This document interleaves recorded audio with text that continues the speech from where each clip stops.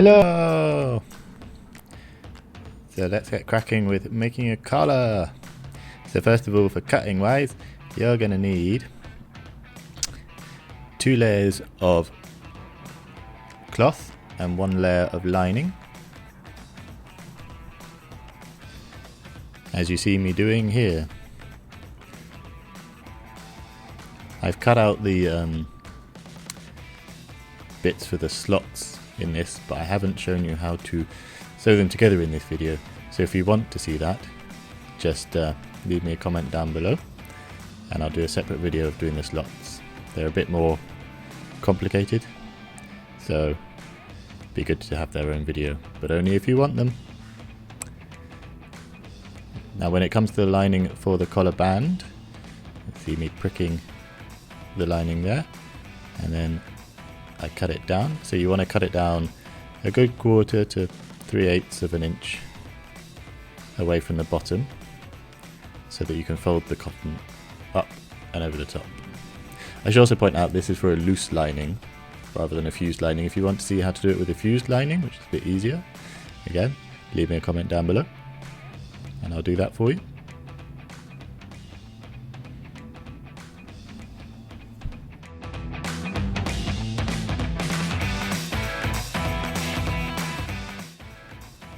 There I am laying up an extra 2 layers of cloth just for the slots. They don't go all the way, I'm going to go approximately halfway across the top of the collar and cut it out. You can see me using my traditional knives here on a softwood base. If you're doing it at home, it might be easier to use a rotary blade and a cutting mat, just because it's nearby impossible to actually find these sort of knives. And it's a slightly different technique of cutting.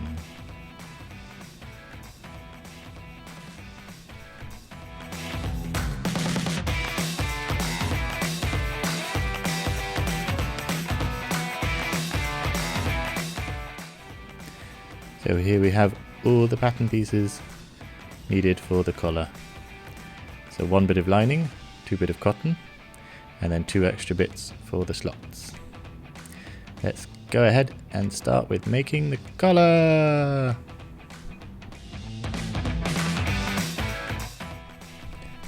So the first thing you want to do is attach the lining to the band by pressing it up and then stitching it 1/4 of an inch away from the bottom edge, and then layering up the collar. You want the slot side at the bottom face up, and then the cloth side face down, and then the lining on top of that. Stitch them through, and then you want to trim up the edges and then turn it through. So to get the points nice and square, I start off by using a knitting needle, and then I will use a bradawl to dig the points out. Then I like to press it before I then top stitch it. Then top stitch around the top. I like to also run a small stitch close to the edge on the bottom of the top, so it's all held in place nice and neatly, and then you lay it up, ready to sew the whole thing together. So you want the cloth face side up, and then the top laying on top of that,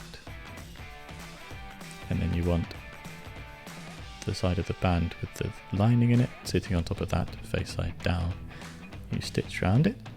You want to make sure that the 2 edges are even, so you want to make sure that the center of the top and the center of the band are stitched on top of each other, so that the collar is symmetrical. Alternatively, you could run a sort of basting stitch along the top and the band with the lining on it to make sure that you've got it even before you stitch the whole thing together. And then I like to do this stitch, which runs along the top of the band where the top meets the band. I like to do this before I put the collar on. I'm not sure why, it's just the way I was taught to do it. Some people will do this once they've put the collar onto the shirt.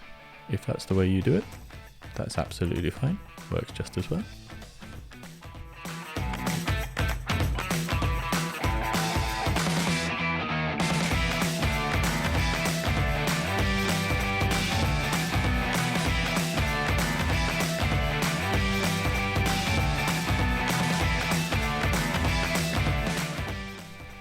And then all that's left to do is to check your work and trim up any edges. And then your collar is done. I hope this is helpful to you. Let me know if there's anything more you would like to see. Anything more detailed or less detailed. Just let me know in a comment below.